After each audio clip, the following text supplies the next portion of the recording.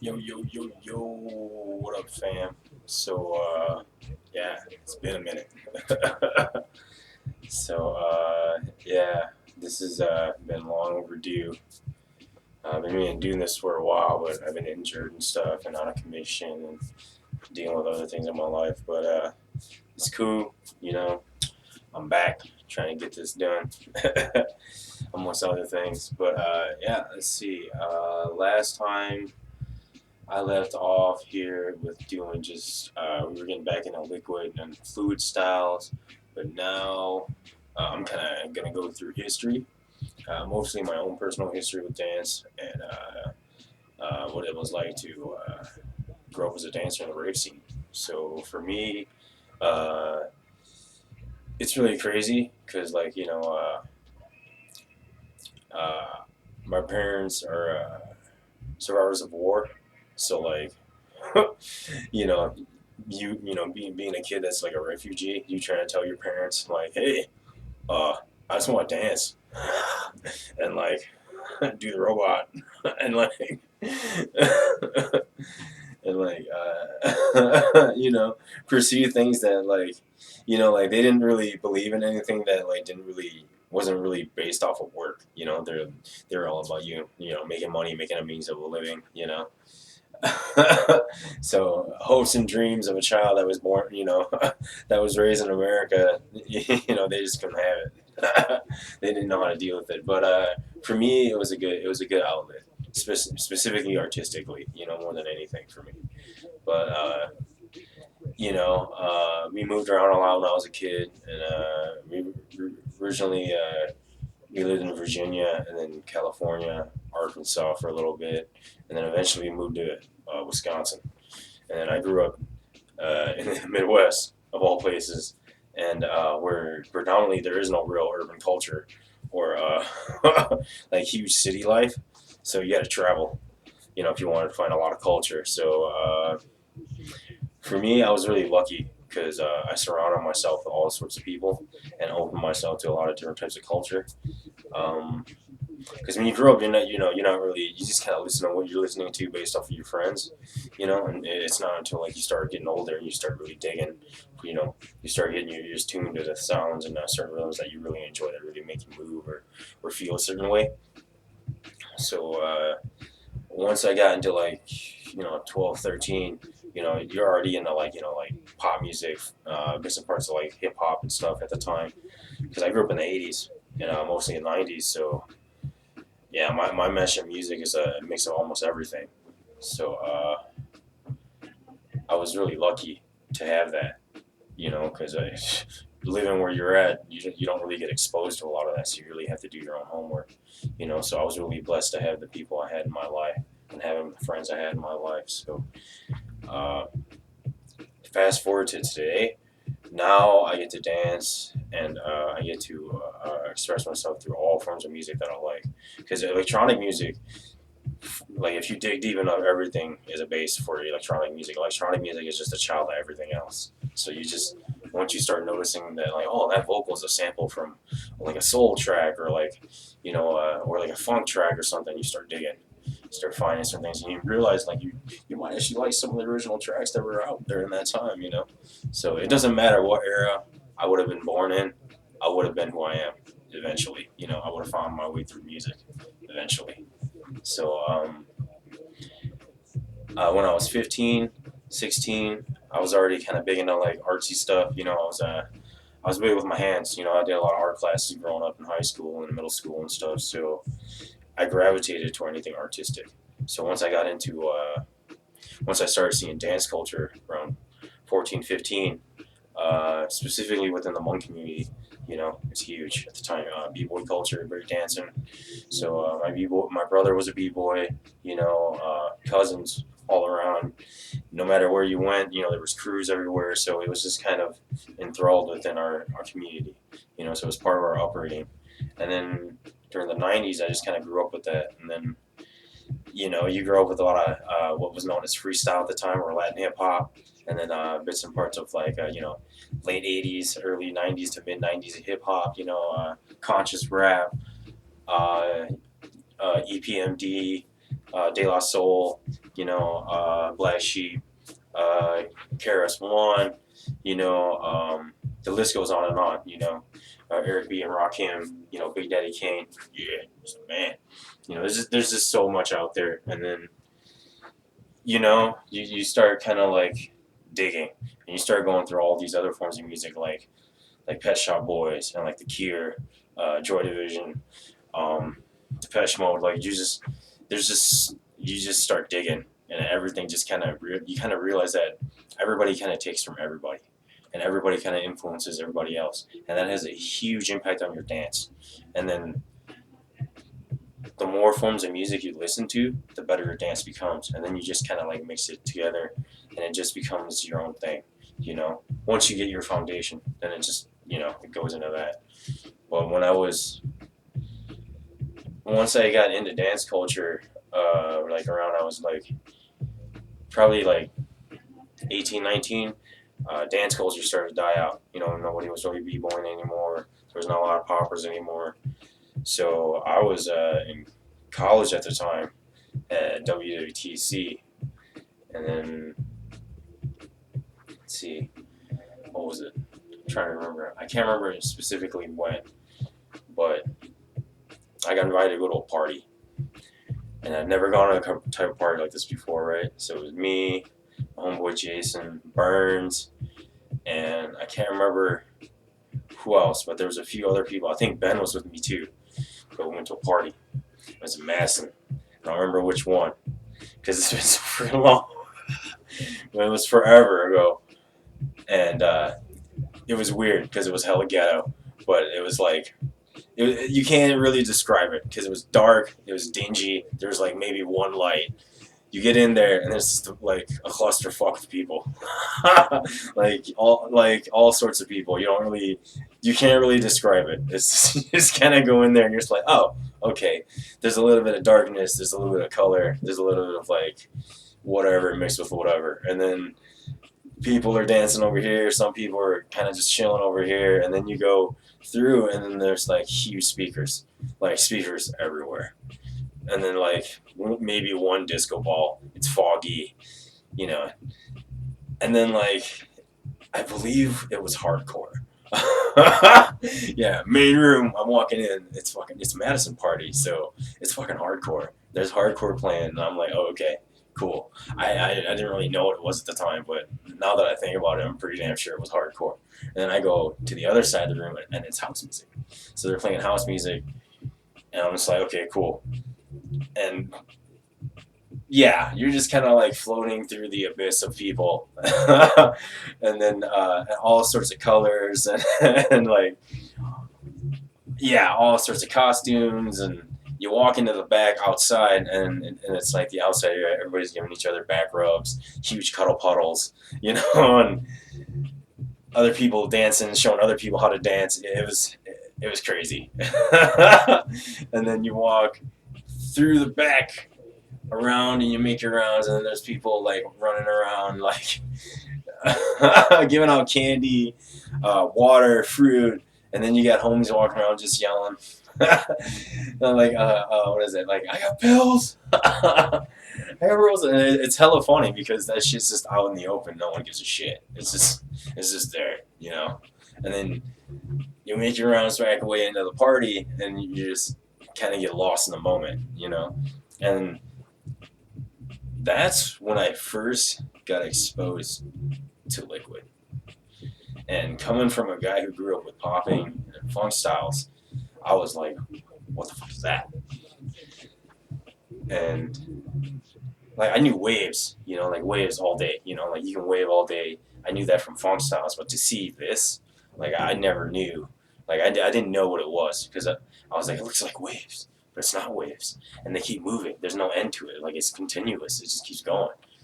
And that's back when like everybody used to you wore huge clothes and huge fat pants, caffeine pants, UFOs, and back when everybody used to rock the Jinkos and the Echo hoodies and, like old school gear. That was part of the culture because they wore all those clothes because it made you look like you were a cartoon character, and you kind of just, like, it made you, like, floaty when you danced, and, like, it kind of added more to the illusion of what you were doing.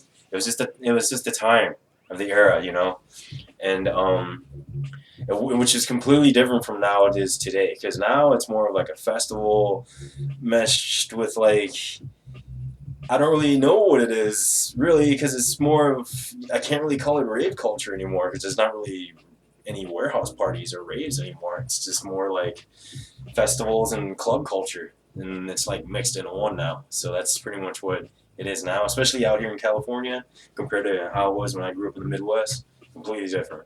You know, out here in the West Coast, it's mostly they had candy culture when I was exposed to it. There's a lot of dancers, but the dancers aren't involved really in rave culture. It's more it's like segregated. It's strange. Like if you go to LA, it's completely different.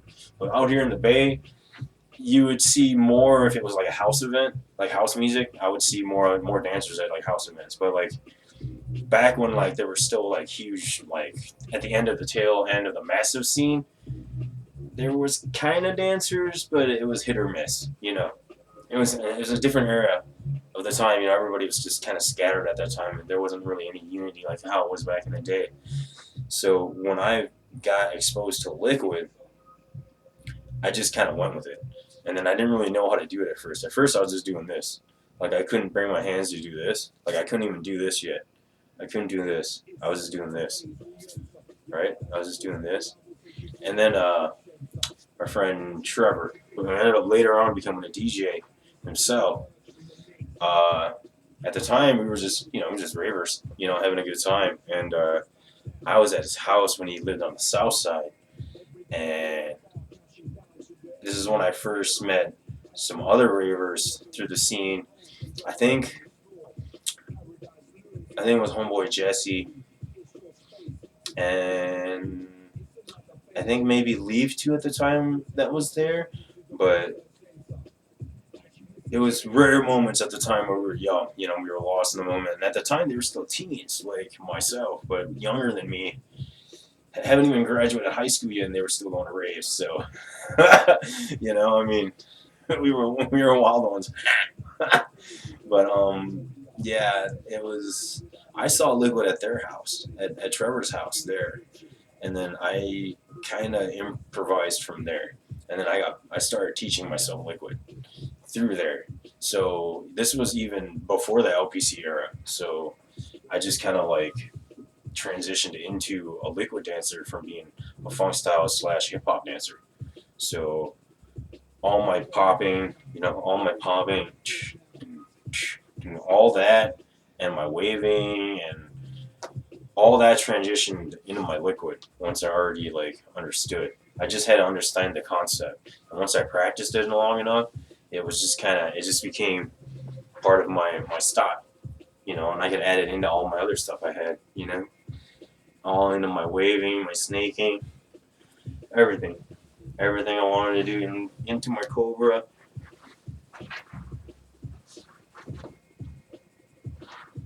Like it's just it's part of you, and then it didn't really change that much for me until I got into once LPC came around and they started doing digits. Oh man, that was probably like around 2002, maybe 2003. That's when I started really getting into digits, and I started doing more digital liquid.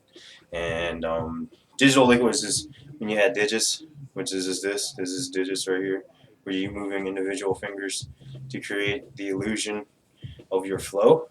You know, most of the time you're just doing it.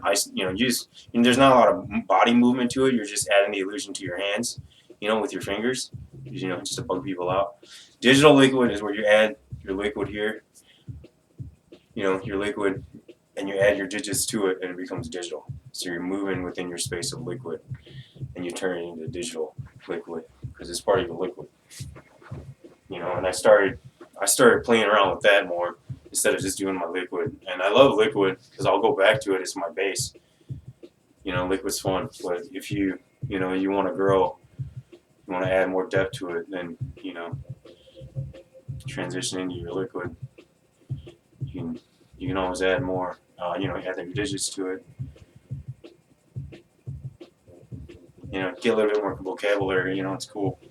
Because that way, otherwise I get bored. and you do this for a while. You kind of get bored after you start. You wanna add more to your flow. But that's when I discovered digits, and I started getting into digital liquid. That added more to my style, and I started playing with that more. And then I met. Um, I didn't. Once I moved out to California, things kind of changed for me. There's not really a lot of liquid dancers out here, or any real fluid style dancers out here. So it's more of just me trying to rock liquid and digits out here by myself. But I mean, I still am a funk style dancer, so I'll still go to events that cater towards popping and hip hop and funk styles. So I'll do that as well. But I'll still rock liquid within the community, and it's cool. It shows awareness, and it also helps to spread the culture of liquid and digits, and to show something positive that comes out of within this culture. So I don't mind representing it. And I have found a few people within the Bay Area where I live that do represent liquid and are liquid dancers themselves, but it's few and far between compared to the Midwest and the East Coast, where, I mean, let's be real, the East Coast is where liquid pretty much came from. And then, it grew from there. And then, at least in the Midwest, like for example, when I went to Further, like the first reunion for Further, wow, I went to that in the main tent, everybody was rocking liquid. I haven't seen that in years. Like, you walk into an event and you're just like, damn, like everyone in there was doing some form of liquid. I haven't seen that in so long, and I was like, wow, okay, cool. And it was cool to see that, and I was like, okay, sweet. So the Midwest roots are still strong here. And if I can come home and see that, that means that like there's still some form of the culture left there. So then I'm proud to at least say that, like, my roots are still there. So yeah, obviously that's different when it comes to the West Coast. You're not gonna have a lot of that out here because it's not represented. They just don't know what it is. So we're trying. We're trying to have more events cater to that, and we're trying to bring more awareness to that. But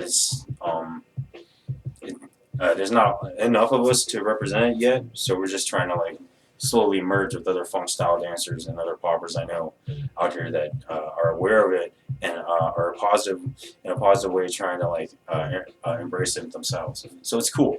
I really do like it. As for um, as for everything else that I covered with dance within liquid and digits, everything else from when I was covering waves, like when I was covering waves and snaking and all this other stuff, knowing all the other styles that I know helped me improve my liquid. So if once you get really good at your liquid, and you get, and you want to add more levels to it, and you want to add more depth to it, um, you can add more. You start going into waves. You can start playing with waves with your liquid more. So you can add, all that, to your liquid. Because I know sometimes like I said, you get bored. You're just doing one thing. So once you get used to your flow, and you get your flow going good, then you can start using your other styles to mix with it and go all over the place.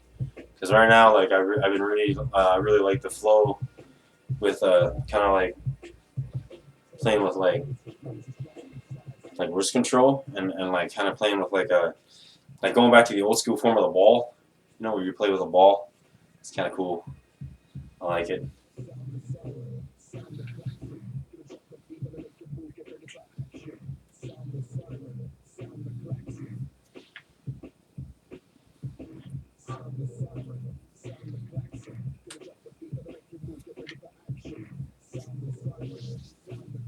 And then I'm just doing stuff like this too with my tuts, and then going back into like weird positions that are still kind of like fixed angles, and they fall within your grid, but they're kind of obscure.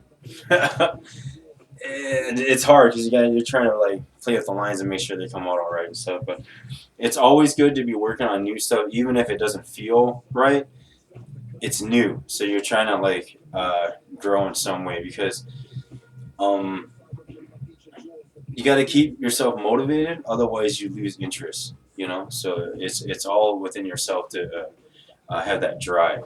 You know, and if any of you have questions on any of the styles and want to learn more, just hit me up.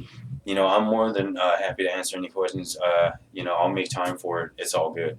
You know, I'm all about trying to inspire people and get people to want to improve their dance. You know, so thanks for